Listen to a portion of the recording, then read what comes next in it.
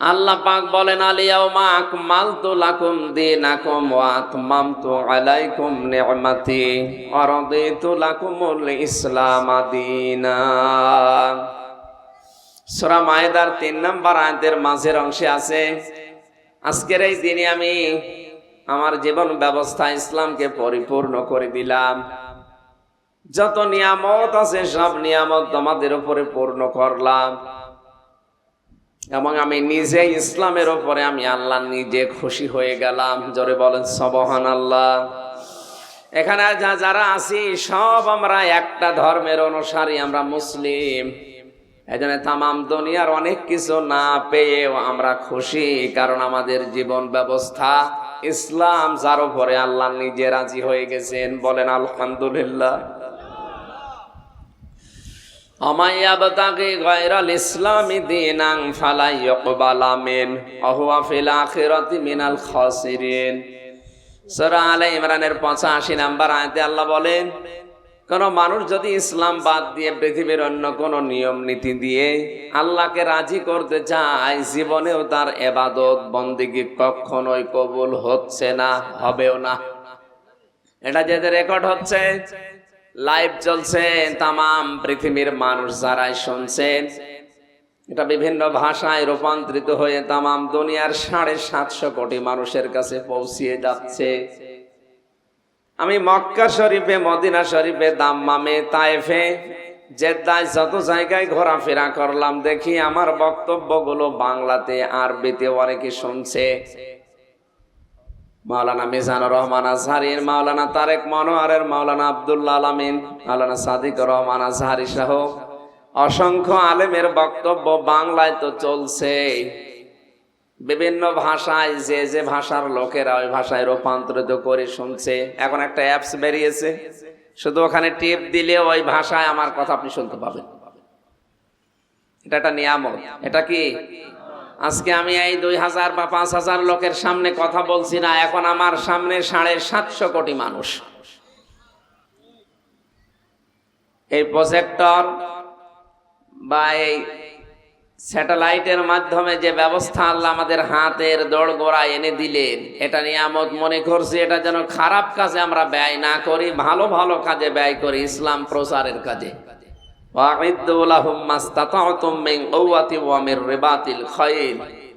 পৃথিবীতে ইসলাম ধ্বংস করার জন্য যে যেটা হাতে নিয়েছে, হে নবী আপনি ওইটা উল্টিয়ে ইসলামের পক্ষে কাজে লাগাবেন। সুতরাং আজ যে যেটা ইসলামের পক্ষে কাজে লাগাচ্ছেন, আমরা মুসলিম হিসাবে ওইটাই উল্টিয়ে ইসলামের পক্ষে কাজে লাগাবো ইনশাআল্লাহ। এরকম অনুষ্ঠান করে অনেকে গানের আয়োজন করে না, এই কথা বলেন। সিনেমা নিয়ে থিয়েটার, নাটক, নভেলের আয়োজন করে, উলঙ্গ নাচ দেখায়। সেখানে আপনাদের এলাকার অভিভাবক যিনি নাসির মেম্বার ভাই, কোরআনে কারিমের এই জান্নাতের বাগান আপনাদেরকে নিয়ে সাজিয়ে এ কাজটা খারাপ করেছে। বলেন বলেন যে আল্লাহ ইনাকে এই ভালো কাজ করার মন মানসিকতা, ধৈর্য এবং উদ্যোগ নেওয়ার তৌফিক দিলেন। এই ওসিলায় আল্লাহ তার বাবাকে যেন কবরে জান্নাত দিয়ে দেন। এলাকায় যত কবরবাসী আছে সবার কবরের আযাব আজকের এই আলোচনার মাধ্যমে আল্লাহ যেন মাফ করে দেন। কক্সবাজারবাসী, এই জন্য সারা পৃথিবীর মানুষ আমার সামনে নিয়ে বলছে, আমি এরকম মন নিয়েই কথা বলছি। ইসলাম বাদ দিয়ে যে যেইভাবে চেষ্টা করছেন আল্লাহকে রাজি করার, কখনো আল্লাহ রাজি হবেন না। এমনকি আপনার জীবনের কোনো ইবাদত বন্দেগী কবুল হচ্ছে না, হবেও না। আয়াতের শেষের কথা বড় মারাত্মক, হুয়া বিল আখিরাতি মিনাল খাসিরিন। ওই লোকটা সবচাইতে বড় ক্ষতিগ্রস্ত হবে আখিরাতে। জোরে বলেন নাউজুবিল্লাহ। কোন মানুষের আখিরাত যদি নষ্ট হয়ে যায়, ওর দুনিয়া ঠিক থাকবে? বলেন বলেন। এজন্য ইসলামকে আমরা যারা জীবন ব্যবস্থা হিসাবে পেয়ে খুশি আছি, সত্যি আমরা ঈমানের স্বাদ পেয়েছি। সারাটা জীবন মিষ্টি যদি আপনার সামনে রেখে বলা হয় কেমন স্বাদ, না খেলে টের পাবেন। বলেন বলেন। আল্লাহকে রব পেয়ে যারা সত্যিই খুশি আছে, ইসলামকে জীবন ব্যবস্থা পেয়ে যারা সত্যিই খুশি আছে, মুহাম্মদুর রাসূলুল্লাহকে যারা নবী পেয়ে, রাসূল পেয়ে খুশি হয়ে গেছে। নবী মানে সংবাদ বাহক, তার মাধ্যমে যত সংবাদ আছে এগুলো মেনে নিয়ে বাস্তব জীবনে প্র্যাকটিক্যাল লাইফে সেট করার নাম খুশি হওয়া। আর রাসূল মানে, রাসূল শব্দের শাব্দিক অর্থ হচ্ছে এই পৃথিবীতে আল্লাহর যে বাণীগুলো আল্লাহ রাব্বুল আলামিন তার উপরে যে রিসালাতের যে দায়িত্ব দিয়েছেন, কোন দিকে না তাকিয়ে আল্লাহর দিকে তাকিয়ে যারা পালন করে, এজন্য 511 জন মাত্র রাসূল ছিলেন এই দুনিয়ায়, আর বাকি সব লক্ষ লক্ষ নবী পাঠিয়েছিলেন আল্লাহ। এই 511 জনের ভেতরে আমাদের নবী মুহাম্মদুর রাসূলুল্লাহ সর্বশ্রেষ্ঠ নবী এবং রাসূল। তাকে পেয়ে আমরা খুশি। এই তিনটা বিষয় যারা পাবে, হযরতে আব্বাস নবীজির কথা নকল করে বলেন, সে লোকটা ঈমানের স্বাদ পেয়েছে। মিষ্টি খেলে যেমন স্বাদ বোঝা যায়, ঈমান যদি আপনার থাকে আর তিনটা বিষয় যদি দুনিয়ায় মানতে পারেন, মাস্ট বি আপনি ঈমানের স্বাদ পাবেন। ওই আল্লাহ আমাদেরকে হাদিসের উপরে আমল করার তৌফিক দিন, বলেন আমিন। সূরা মুনাফিকুন থেকে 3টা আয়াত পড়েছি। কোন সূরা? সবাই বলেন। মুমিনুন নামে একটা সূরা আল্লাহ দিয়েছেন, মুমিন নামও একটা সূরা দিয়েছেন, কাফিরুন নামে একটা সূরা দিয়েছেন, মুনাফিকুন নামে সূরা দিয়েছেন, কিন্তু মুনাফিক কাফির এরকম কোন সূরা নেই। বহু বচন সবাইকে সমষ্টি করে আল্লাহ দিয়েছেন। মুনাফিকদের অনেক গুণাবলী আছে, ওই সমস্ত গুণাবলী যদি কারো ভেতরে থাকে সে যেন এখনই তাওবা করে ফিরে আসে। খলিফাতুল মুসলিমিন হযরত ওমর রাদিয়াল্লাহু তাআলা আনহু মাঝে মাঝে হুযায়ফা ইবনুল ইয়ামিনকে ডাক দিয়ে বলতেন, হুযায়ফা, নবীজি ইন্তেকালের আগে মদিনায় কারা কারা মুনাফিক আছে তাদের একটা লিস্ট তোমাকে দিয়েছে, তুমি একটু দেখো তো এই লিস্টের ভেতরে আমি ওমরের নামটা আছে কিনা। অথচ তাদের জীবনের ইবাদতের পরীক্ষা নবী নিজে নিয়েছেন। তারা প্রতিটি ইবাদতে ফার্স্ট ক্লাস ফার্স্ট হয়েছে, পাস করে গেছে। আলেমে থাকতে হাদিসটা পড়েছিলাম। গভীর রজনীতে বিশ্বনবী হযরতে আবু বকরের বাড়িতে গেলেন। চিন্তা করলেন দেখি আবু বকর কি করে। রাতের বেলা গিয়ে দেখে আবু বকর ঘুমিয়ে নেই, তাহাজ্জুদের নামাজে সূরা ইয়াসিন পড়ছে। ইয়াসিন আল কুরআনিল হাকীম। কিন্তু আওয়াজটা খুব মৃদু ক্ষীণ, আস্তে আস্তে পড়ছিলেন। নবীজি অনেকক্ষণ পর্যন্ত তেলাওয়াত শুনলেন। শেষ পর্যায়ে দোয়া করলেন, মাবুদ, এই লোকটার জীবনের উপরে আমি খুশি হয়েছি, আল্লাহ তুমিও খুশি হয়ে যাও। দোয়া করে তিনি চলে আসলেন। হযরত ওমরের বাড়িতে গিয়ে দেখলেন ওমরও ঘুমিয়ে নেই, তাহাজ্জুদের নামাজে তিনি গলা ছেড়ে দিয়ে জোরে জোরে তেলাওয়াত করছে। আর রহমান আল্লামাল কুরআন খালাকাল ইনসানা আল্লামাহুল বায়ান। অনেকক্ষণ পর্যন্ত তেলাওয়াত শুনলেন। নবীজির মনটা ভরে গেল। ডাক দিয়ে বলে, মালিক, এই লোকটা ছিল টপ টেরর, মাস্তান। এই লোকটার নাম শুনলে মানুষ ভয় পেত, অথচ আজকে তাহাজ্জুদের নামাজে তোমার সামনে দাঁড়িয়ে তেলাওয়াত করছে। তুমি তার জীবনে বরকত দাও, তার আগে পেছনের অপরাধ মাফ করে খুশি হয়ে যাও। দোয়া করে নবীজি গেলেন মসজিদে নববীতে। এই 4টা দিন মসজিদে নববীতে নামাজ আদায় করে আমার মনে হচ্ছে আমি নবীজির পেছনে নামাজ পড়ছিলাম। পৃথিবীর এমন কোন সৌন্দর্য নেই যে মসজিদে নববীতে নেই। পৃথিবীর এমন কোন সৌন্দর্যের কথা আমার মনে নেই যে এখানে গেলে আমি ভুলে যাই না। বহু জিনিস দেখেছি, কিন্তু মসজিদে নববীতে প্রবেশ করলে আমার এই জ্ঞানে যতটুকু মনে হয়, আমার এই চোখে তামাম পৃথিবীর সৌন্দর্যের চাইতে মনে হয় কাবা শরীফ আর মসজিদে নববী সবচাইতে সুন্দর, জামিল। বলেন সুবহানাল্লাহ। ফজরের নামাজ আদায় করার পরে নবীজি ঘরে বসলেন। সাহাবীদের বললেন, যার যার মতো বাড়িতে চলে যা, আবু বকর ওমর বসো, কথা আছে। গত রাতে তোমাদের বাড়িতে আমি গিয়েছিলাম মেহমান হয়ে। হযরতে আবু বকর বলে, ইয়া রাসূলুল্লাহ, কখন গিয়েছেন? আমরা তো টের পাইনি, মাফ করে দেন। আল্লাহর নবী বলেন, আবু বকর, মাফ না, আমি গিয়েছিলাম পরীক্ষা করার জন্যে। গভীর রজনীতে গিয়ে দেখি তুমি ঘুমিয়ে আছো না আমার আল্লাহর সাথে কথা বলো।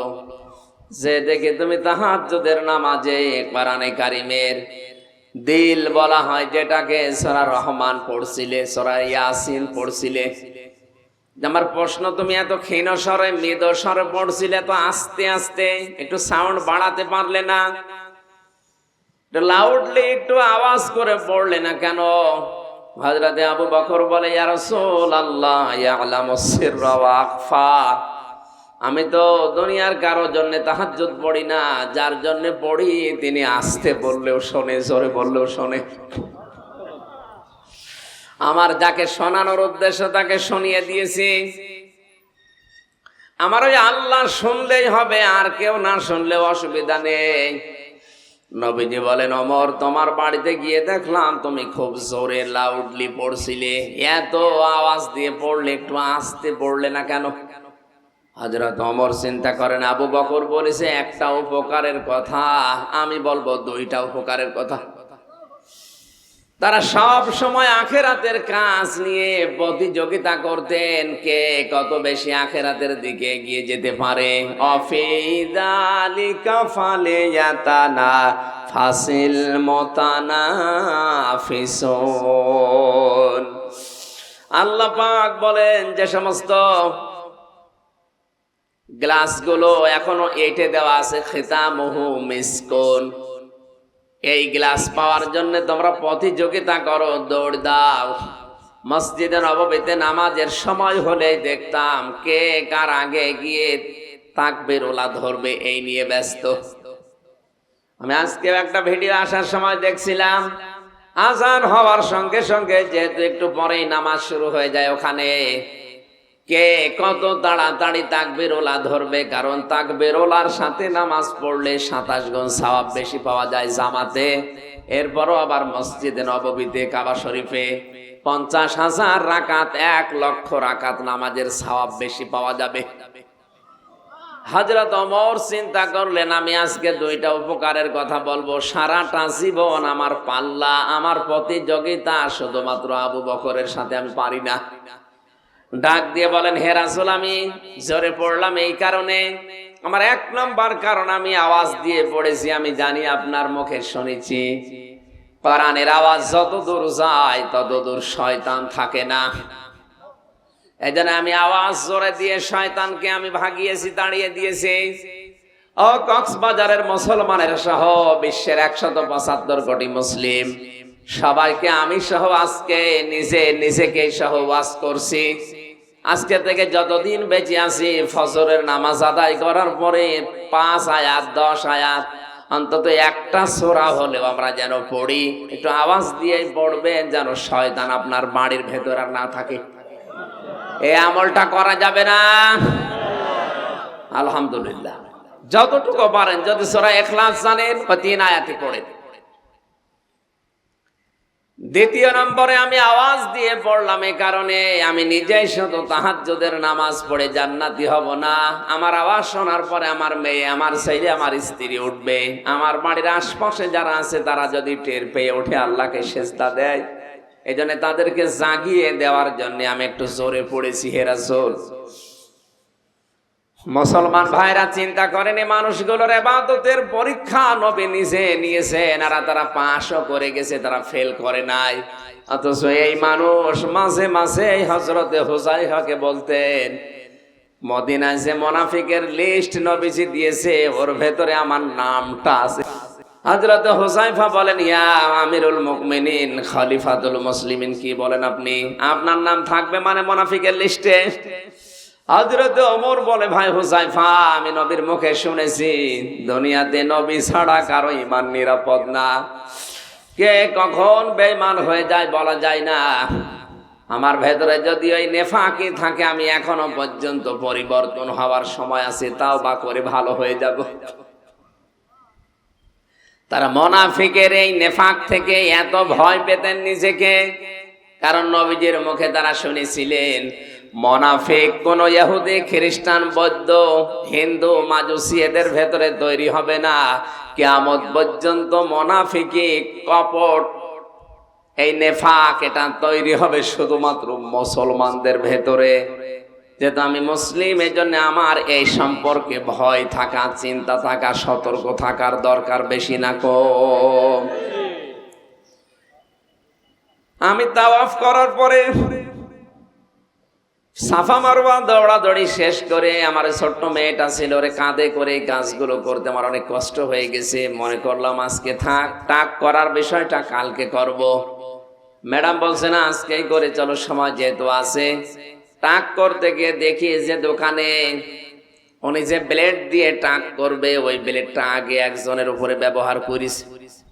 ডাক দিয়ে বললাম দাঁড়ান, আমার তো মনে হচ্ছে এটা ব্যবহৃত, কারণ ব্যবহৃত জিনিস ডবল করে ব্যবহার করলে আগে যাকে আপনি মাথা নেড়া করেছেন ওর মাথায় যদি জীবাণু থাকে ওটা আমার মাথায় আসবে। কথা বলেন না কেন? এমনিতে আমার মাথায় রোগ হয়ে গেছে ছেলে থাকার কারণে, এটা এখনো ভালো হয়নি।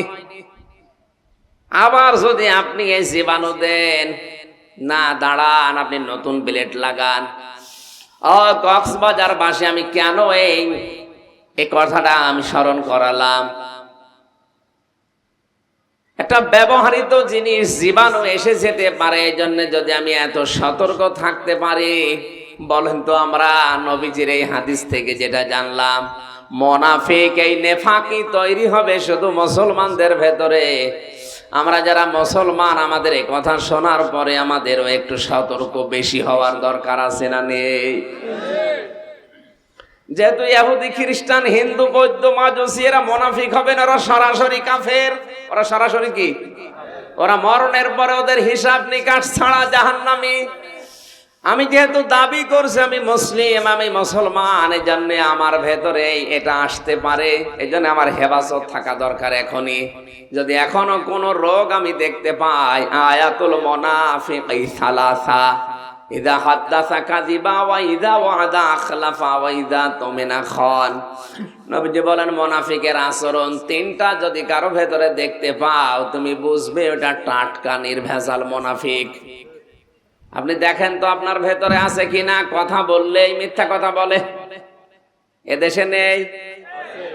আজ মিথ্যা কথার ছড়াছড়ি চলছে। রমজানেও বসে নেই অনেকে, মাল বিক্রি করার জন্য অনেকে মিথ্যার আশ্রয় নিচ্ছে। তরমুজের বিরুদ্ধে সিন্ডিকেট করেছিল যারা, এদেশে অনেকেই আন্দোলন করে আজ ওটা ডাউন হয়ে গেছে। তরমুজ এখন কিন্তু অনেক সস্তায় পাওয়া যাচ্ছে। গরুর গোশত নিয়ে আন্দোলন চলছে। আমার মনে হয় যদি আমরা 15 থেকে 1 মাস একটু বিরত থাকতে পারি, সিন্ডিকেটটাও ভেঙে যাবে। এগুলো মানুষ না, যারা পণ্যের দাম বাড়িয়ে রমজানেও মানুষকে কষ্ট দিচ্ছে, এগুলো জানোয়ারের চাইতেও খারাপ। আপনি কি করবেন এত টাকা নিয়ে? যদি এখনই আপনার এই অবৈধ টাকা রমজানে উপায় করে কিডনি নষ্ট হয়ে যায়। আজকে আমার এক চাচি মারা গেছে, আমি এখানে আসার পরে এই 1-1.5 ঘন্টার পরে শুনলাম ওনার 2টা কিডনি নষ্ট হয়ে আজকে এই মনে হয় 2টার দিকে মারা গেল। বলেন তো আপনার এই রমজান মাসে পৃথিবীর অন্যান্য মুসলিম দেশগুলো আমি যতটুকু খবর নিলাম, এমনকি মক্কা মদিনাতেও খোঁজ নিয়ে দেখেছি, ওদের যা দাম থাকে 11 মাস রমজান আসলে অর্ধেক করে দেয়। আর আমরা এমন মুসলমান দেশ, এই 57টা মুসলিম দেশ, তার ভেতরে আমার মনে হয় এক্সেপশনাল, আলাদা। আমরা অন্য মাসে যাই করি, রমজান আসলে জিনিসের দাম আরো বাড়িয়ে দিই। কি করবেন এই টাকা নিয়ে? অবৈধ ব্যবসায়ীরা সিন্ডিকেট করে যারা মুসলমানকে কষ্ট দিচ্ছেন, রোজাদারদেরকে বলেন এই টাকা আপনি মনে করেন রমজানে 5 কোটি টাকা উপায় করলেন, যদি 2টা কিডনি নষ্ট হয়ে যায়, আমার চাষির মতো যদি এখনই আপনি পটল তোলেন, তামাম দুনিয়া বিক্রি করেও কিডনি পাবেন তখন। এজন্য আশা করছে আপনি থামবেন। এই সিন্ডিকেট গুলো ভাঙা দরকার, এটা কাফেরদের কাজ। কথা বললে যারা মিথ্যা কথা বলেন, সাক্ষী দিলে যারা মিথ্যা সাক্ষী দেন, আল্লাযীনা লা ইয়াশহাদুনা যুর, তোমরা মিথ্যা সাক্ষী দেবে না। বাংলাদেশে মিথ্যা সাক্ষী নেই। আমাকে যে 2টা মামলা দিয়েছে, এই 2টা মামলার যারা সাক্ষী, একটাও কি ওরা আদালতে জজের সামনে, বিচারকের সামনে সত্য কথা বলতে পারবে? যা বলবে সব মিথ্যা কথা। বলেন বলেন, নবীজির হাদিস ছিল কি, ইদা হাদ্দাসা কাযিবা, কথা বললেই, সাক্ষী দিলেই মিথ্যা সাক্ষী দেয়, মিথ্যা কথা বলে। তাহলে এই যে মানুষগুলো যারা সাক্ষী দেবে আমার এই দুইটা মামলার বিপক্ষে, যা বলবে কোরআনে কারিম আমি মাথায় নিয়ে বলতে পারবো, হাতে নিয়ে বলতে পারবো, সব মিথ্যা কথা। কারণ একটা বিষয় আমি জানি না, এরকম আমার মতো হাজারো মিথ্যা মামলা এদেশে আছে না? তাহলে কত মুনাফিক আপনি এবার চিন্তা করেন। ওয়াদা করলে ভঙ্গ করে, কথা দেয়, কথাগুলো ঠিক রাখে না। আমি মদিনার মসজিদে তাহাজ্জুদের নামাজ পড়ে একটু ফেসবুক চালাচ্ছিলাম, হঠাৎ দেখি এই মেম্বারের ওই যে রাস্তা তৈরি করার ভিডিও যাচ্ছে। কোন জায়গা ওটা? ওই সময় মন থেকে দোয়া করেছি, আল্লাহ এই রমজান মাসে রোজা রাখা অবস্থায় যে লোকটা মানুষের চলাফেরার জন্য রাস্তা তৈরিতে ব্যস্ত, রমজানে একদিকে রোজা আছে আর একদিকে মানুষের চলার জন্য রাস্তা বানিয়ে দিচ্ছে, এটা যে কত বড় ইবাদত উনি হয়তো এখনো জানে না। আজ বাংলাদেশে অনেকে ইসলাম না বোঝার কারণে রাস্তার টাকা, কালভার্ট ব্রিজের টাকাগুলো আত্মসাৎ করে ওইটা দিয়ে মসজিদের টাইলস লাগিয়ে দেয়, এটা না বোঝার কারণ। একটা মসজিদ বানিয়ে দিলে আপনি কয়টা মানুষ পাবেন নামাজ পড়তে? নাই 2000 মানুষ নামাজ পড়লো, কথা বলো না কেন? আর রাস্তাটা সংস্কার করে দিলে, যদি ভালো করে রিপেয়ারিং করে ভালো করে দেয়, লক্ষ লক্ষ মানুষের রাস্তা দিয়ে হাঁটবে। 1000 মসজিদ বানানোর চাইতে রাস্তা বানানো আল্লাহর কাছে অনেক দামি। ওনার এই দামি কাজটা যেন আল্লাহ কবুল করেন, বলেন আমিন। আমার ভাইরা, ওয়াদা দিলে যারা ঠিক রাখে, এ দায়িত্ব নেওয়ার সময় অনেক ওয়াদা মানুষকে দেয়। এনারা যারা দায়িত্ব নেওয়ার জন্য ভোট চাইতে যায় মানুষের কাছে, কত রকমের ওয়াদা দেয়। এই ওয়াদাগুলো যদি সঠিকভাবে পালন করা হয়, আমার দাদাও তো চেয়ারম্যান, আমি জানি এই দেশে 1 ইঞ্চি রাস্তা কাঁচা থাকার কথা না। অনেক বাজেট আছে, কিন্তু উপর থেকে পর্যন্ত আসতে আল্লাহর ওলিরা অধিকাংশগুলো গায়েব করে দেয়। এই জন্য ওনার পর্যন্ত যা আসে শেষ হয় বাঁশ আর রড দিয়া ছাড়া উপায় থাকে না। ওকে বাড়ি বিক্রি করে দেবে। এমনিতে মেম্বার হতেই কত লক্ষ লক্ষ টাকা আপনাদের পেছনে খরচ করা লিখেছে, ও টাকা তোলা লাগবে না? তারপরেও তো অনেক স্যাক্রিফাইস করে চলছে। এই রাস্তাটা বানানো দেখে সত্যি আমার মনটা ওই দিন ভরে গেছে। মসজিদে নববীতে বসে আমি ওই লাইলাতুল কিয়ামুল লাইল যেটা হয়, ওখানে রাতে 1টায় শুরু হয়, ওই সময় দোয়া করছিলাম আল্লাহ যেন সত্যিই তার এই সন্তানাদি এবং তার বাবাকে, আমি এই পোস্টার দেখেছিলাম, তার বাবার রুহের মাগফিরাত কামনা এটা দিচ্ছে, আল্লাহ যেন ক্ষমা করেন। 3 নম্বরে মুনাফিক তারা, যাদের কাছে কিছু আমানত রাখলে নিজেই খেয়ে ফেলে। পৃথিবীতে যখন সরকারি সম্পদগুলো নিজের ব্যক্তিগত সম্পদ বলে মানুষ ব্যবহার আরম্ভ করবে, ওই জামানায় আল্লাহর গজব আসতে আর বেশি দেরি হবে না। এটা বাংলাদেশের জন্য না। আজ অনেক মানুষ আমরা দেখতে পাই সরকারি সম্পদগুলো, যেগুলো জনগণের সম্পদ, ওগুলো নিজের সম্পদ মনে করে এইসব ব্যবহার করে। আরে ওগুলো তো আপনার কাছে আমানত, ওগুলো কি? এই যে মুনাফিকের যে 3টা কথা বললাম, আর একটা হাদিসে আমি 4টা পেয়েছি। মুনাফিকের 4 নাম্বার আচরণ হচ্ছে ওরা কথায় কথায় ঝগড়া হলে গালি দেয়। কি দেয়? বলেন বলেন। মসজিদে নববীর এই যে বারান্দায় ওই দেশের মেয়েরা যারা নামাজ পড়তে আসে, তার সাথে ছোট ছোট বাচ্চারা দেখলাম নামাজে এসে দৌড়াদৌড়ি করছে। আমার এই ছোট মেয়ে ফারিহা জান্নাত 4 বছর, ওর সাথে খেলাধুলায় লিপ্ত, এর সাথে দৌড়াদৌড়ি করে চিন্তা করলাম দেখি আমার দেশের ছেলে মেয়েরা তো দৌড়াদৌড়ি করে গালি দেয়, ধরতে গেলে খেলা খেললে গালি দেয় না? কি বলে দেখি, কান লাগিয়ে দেখি না, ও গালি দিচ্ছে না। আমার ফারিহাকে ধরার সময় ওই দেশের যারা বাচ্চারা বলছে সুবহানাল্লাহ, আলহামদুলিল্লাহ। মেয়েটাকে যদি ছোট মেয়ে বাচ্চা শুয়ে যেতে পারে, বলছে আল্লাহু আকবার, ওদের এইটাই গালি মনে হচ্ছে। কথা বললে যারা মিথ্যা কথা বলে, ওয়াদা করলে ভঙ্গ করে, আমানত রাখলে খেয়ানত করে, আর কথা ঝগড়া হলে কারোর সাথে গালি দেয়, এগুলো মুনাফিকের আচরণ। যাদের ভেতরে এগুলো আছে, আল্লাহ এই মুহূর্তে তাওবা করার তৌফিক দিন, বলেন আমিন। তাওবা মানে আস্তাগফিরুল্লাহ রাব্বি মিন কুল্লি যামবি ওয়া তুবু ইলাইহি, শেষ করে দিলেন, তাওবা না। এই মুহূর্তে সিদ্ধান্ত নেন, এই যে কথাগুলো বললাম এগুলো যদি আমার ভেতরে থাকে জীবন চলে যাবে। এই মুহূর্ত থেকে এগুলো থেকে আমি মুক্ত হয়ে গেলাম, আমি আর মুনাফিকের নেফাক ভেতরে রাখতে চাই না। কথা রাজি আছেন আপনারা? আল্লাহ আমাদেরকে তৌফিক দিন মুনাফিকের সব গুণ থেকে হেফাজত থাকার। এখান থেকে আয়াত পড়েছিলাম 9, 10, 11 নম্বর আয়াত। আল্লাহ রাব্বুল আলামিন বলেন, ইয়া আইয়ুহাল্লাযীনা আমানু, ওহে যারা ঈমানের দাবি করো তাদেরকে বলছি। 750 কোটি মানুষকে আল্লাহ এখানে ডাকেন নাই, শুধু 175 কোটি যারা মুসলিম তাদেরকে আল্লাহ এভাবে কুদরতি হাত উঁচা করে ডাকতেছেন, ইয়া আইয়ুহাল্লাযীনা আমানু। কোরআনে আয়াতটা এরকম শব্দ আয়াত দিয়ে শুরু করা আছে 89 বার। তামাম দুনিয়ার মানুষকে আল্লাহ ডাক দিতে হলে বলেন ইয়া আইয়ুহান নাস বা ইয়া আইয়ুহাল ইনসান। আর শুধুমাত্র ঈমান যাদের আছে এরা তো সাধারণ মানুষ না, এরা আমার আল্লাহর নিজস্ব বন্ধু। আল্লাহু ওয়ালিয়্যুল্লাযীনা আমানু, ঈমান যাদের আছে এরা আমি আল্লাহর বন্ধু হয়ে গেছে, বলেন সুবহানাল্লাহ। মনের ভেতরে একটা শান্তি পাবেন আপনি আলাদা, কারণ আপনি বেঈমান না, আপনি কাফের, মুশরিক, মুনাফিক না, আপনি ঈমানদার। আর কিছু না থাক দুনিয়ায়, অন্তত ঈমান আছে, আপনি আল্লাহর বন্ধু হয়ে গেছেন। এই বন্ধুদেরকে আল্লাহ ডাক দিচ্ছেন, শোনো, লা তুলহিকুম, ধ্বংস হয়ে যেও না, উদাসীন হয়ে যেও না, হালাক হয়ে যেও না, গাফেল হয়ে যেও না। আমওয়ালুকুম ওয়ালা আওলাদুকুম আন যিকরিল্লাহ, ঐশ্বর্য, সন্তানাদি, স্ত্রী পুত্র এগুলোর পেছনে থাকতে গিয়ে আমি আল্লাহর জিকির থেকে তোমরা নিজেদেরকে গাফেল, উদাসীন করে রেখো না। আল্লাহর জিকির থেকে, কিসের থেকে?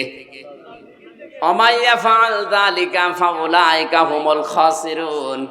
কেউ যদি এরকম উদাসীন হয়ে থাকে, আমি আল্লাহ বলছি ওই লোকটার জীবন ক্ষতিগ্রস্ত। জোরে বলেন নাউজুবিল্লাহ। আমার মনে হয় আল্লাহকে যারা আমরা বিশ্বাস করি, 100% যারা বিশ্বাস করি, আয়াতটা শোনার পরে শরীরের ভেতরে পশমগুলো খাড়া হয়ে যাওয়ার কথা। আল্লাহ বলেন তোমরা উদাসীন হয়ে যেও না, হালাক হয়ে যেও না, নিজেদেরকে গাফেল করে রেখো না। সম্পদ আদি, দুনিয়ার সন্তান আদি, স্ত্রী, এদের পেছনে থাকতে গিয়ে আল্লাহর জিকির থেকে যেন গাফেল হয়ে যেও না, উদাসীন হয়ে যেও না। যদি হয়ে যাও, আমি আল্লাহ বলছি ক্ষতিগ্রস্ত হয়ে যাবা। যেহেতু তামাম দুনিয়ার 750 কোটি মানুষকে আল্লাহ এখানে ডাকেন নাই, শুধুমাত্র 175 কোটি আমরা আয়াতের ভেতরে মুখাতেব আছি, আমরা এর ভেতরে শামিল। এজন্য আমরা খুশি হয়ে দেখবো আল্লাহ আমাদেরকে কি ওয়াজ করলেন আয়াতে। প্রথমে আল্লাহর জিকির থেকে মানুষ উদাসীন হয়ে যায়, গাফেল হয়ে যায়। ঐশ্বর্য, সম্পদ আর সন্তান আদি, স্ত্রী, এদের নাম আল্লাহ দিলেন। কক্সবাজারবাসী যারা শিক্ষিত মানুষ তারা একটু খেয়াল করেন তো, জিকিরের সাথে সম্পদের, সন্তানের, স্ত্রীর সম্পর্ক কি? এদের কথা বলতে গিয়ে আল্লাহ জিকিরের নাম কেন দিলেন? যে আমার জিকির থেকে তোমরা যেন সন্তান আদি, স্ত্রী, পুত্র আর টাকা পয়সার পেছনে থাকতে গিয়ে আমার জিকির ভুলে যেও না। তাহলে জিকিরের সাথে এদের সাথে রিলেটেড কি, সম্পর্ক কি, এইটা আগে আমাকে জানা লাগবে। কারণ আমি এটা না জানলে আমি ক্ষতিগ্রস্ত, আমার জীবন ব্যর্থ। জিকির শব্দটা পড়া কোরআনে আমি 19টা অর্থে পেয়েছি, সামারাইজ করে পড়া কোরআনে আমি 5টা অর্থে ব্যবহার পেয়েছি বেশি। 1 নম্বরে মিলাবেন, 1 নম্বরে জিকিরের অর্থ কোরআন শরীফ। ইন্না নাহনু নাযালনা যিকরা ওয়া ইন্না লাহু লাহাফিজুন। আল্লাহ পাক বলেন এই পৃথিবীতে আমি আল্লাহ নিজে জিকির নাজিল করেছি, আর জিকিরের হেফাজতের দায়িত্ব আমি আল্লাহ নিজে নিয়েছি। এখানে জিকির মানে কোরআন, জিকির মানে কি? তাহলে আল্লাহর কোরআন থেকে যদি কেউ গাফেল হয়ে যায়, তার সন্তান আদি আর সম্পদ আদির পেছনে পড়ে, এ লোকটা ক্ষতিগ্রস্ত। এ লোকটা কি? আমি আবার বলছি, আমার সামনে কিন্তু মাত্র এই কয়জন না, এটা রেকর্ড হয়ে আজকে এখন যেহেতু লাইভ চলছে তামাম দুনিয়া শুনছে। আপনি ক্ষতিগ্রস্তর ভেতরে আছেন আর সফলতার ভেতরে আছেন, আপনি আয়াতের সাথে মিলান। কোরআনে কারীম যাদের কাছে নেই, কোরআন বাদ দিয়ে যারা পৃথিবীর সম্পদ আদি সন্তান আদির পেছনে শ্রম দিচ্ছেন, সময় দিচ্ছেন, আপনি ক্ষতিগ্রস্ত হয়ে গেছেন। হ্যাঁ, আপনাকে আমি দুনিয়া শেষ করে দিতে বলছি তা না। এই লোকটা দুনিয়ার ভেতরে যেমন আছে, আখিরাতের কাজ কারবারেও সময় পেলে আঞ্জাম দেয়। আপনি একটু খেয়াল করেন তো, আমি বারবার ওনার কথা এমনি বলি না, আমি মাঝে মাঝে ওনার জীবনের এই অ্যাক্টিভিটিস গুলো লক্ষ্য করি। উনি মানুষ কিন্তু আখিরাতের না, দুনিয়ার মানুষের সাথে মিলে চলা লাগছে। হাজারো মানুষের দায়িত্ব তার মাথার উপরে উনি আনে। এই দায়িত্বটা ইবাদত হিসাবে পালন করার পাশাপাশি কোরআনে কারিম কি করে প্রচার করা যায়, কোরআনের ধারক বাহক যারা আছে তাদের সাথে সম্পর্ক ভালো রাখা যায়, এদিকে ওনার মন নেই তা না, এই দিকেও ব্যস্ত আছে। আলমার ও মান আহাব্বা, দুনিয়ায় যার সাথে যার ভালোবাসা থাকবে কিয়ামতে আল্লাহ তার সাথে তুলবে। এই লোকটা যদিও দুনিয়াদার, কিন্তু আলেমদের সাথে আল্লাহ ওয়ালাদের সাথে সম্পর্ক থাকার কারণে আমার বিশ্বাস হয় কিয়ামতে আল্লাহ যেন, আমি দোয়া করি ওনাকে যেন আল্লাহ আলেমদের সাথে কিয়ামতে হাসর করান। বলেন আমিন। আমরা দুনিয়াদার হয়ে যাব তা না, দুনিয়া থাকবে। নৌকা যেমন পানি ছাড়া চলতে পারে না, কিন্তু পানি উঠলে নৌকা আর চলে না। দুনিয়া আমাদের চলা লাগবে। আমি ঈমান থেকে কথা বলছি, দুনিয়া আমরা চলবো, কিন্তু দুনিয়া আমার ভেতরে যেন প্রবেশ না করে। এটা থাকবে আমার সামনে, কিন্তু আমার আসল টার্গেট থাকা লাগবে আখিরাত। কি বলেন তো, বলেন ইযা হাত্তা ইযা জাআ আহাদাকুমুল মাউত ফায়াকুলা রাব্বি লাউলা আখখারতানি ইলা আজালিন করিব। মরণের আগে আল্লাহকে বলবে, রব্বুল আলামিন তুমি আমাকে আরেকটু সময় দাও, মরণটা অন্তত আর 6 মাস পিছিয়ে দাও। আজরাইলকে তুমি একটু ডাক দিয়ে নিয়ে যাও। এই 6 মাস যদি আমি সময় পাই, আমার দুনিয়াতে যা দিয়েছিলে সব তোমার জন্য ব্যয় করে আমি সলিহীন বান্দা হয়ে যাব। আল্লাহ পাক বলেন না, ওয়ালা ইউআখিরাল্লাহু নাফসান ইযা জাআ আজালুহা আল্লাহু খাবীরুম বিমা তা'মালুন। যার যতটুকু আজাল সময় নির্ধারিত করা আছে, তার কাছে মৃত্যু 1 সেকেন্ড আগেও যায়নি, পরেও যায়নি, নির্ধারিত সময় আজরাইল চলে গেছে। সুতরাং আর সময় দেওয়া হবে না। তোমরা যা করো, যা বলো, আমি আল্লাহ কিন্তু সব জানি। সূরা মুমিনুনের ভেতরে আল্লাহ আর একটু পরিষ্কার দিয়েছেন, হাত্তা ইযা জাআ আহাদাহুমুল মাউতু ক্বালা রাব্বিরজিউন লাআল্লি আমালু সালিহান ফীমা তারাকতু কাল্লা ইন্নাহা কালিমাতুন হুয়া কাইলুহা ওয়া মিন ওয়ারাইহিম বারযাখুন ইলা ইয়াউমি ইউবআসুন। বলেন আল্লাহু আকবার। যখন মরণ চলে আসে মানুষের কাছে, লোকটা আকুতি জানায়, রব্বুল আলামিন আর একটু সময় আমাকে দাও, যদি সত্যি একটু সময় পাই আমি সত্যি ভালো হয়ে যাবে, ভালো ভালো কাজে আমি আঞ্জাম দেব। আল্লাহ তাআলা বলেন, বান্দা এটা তো তোর কথার কথা, এটা তোর মুখের কথা, এরকম বহু কথা জীবনে তুই বলতিস, একটাও ঠিক রাখিস নাই। তোকে আর সময় দেওয়া হবে না, কারণ তোর মনের অবস্থা আমি জানি। এখন বলবি, কিছুক্ষণ পরে দুনিয়ার তালে পড়ে সব ভুলে যাবি।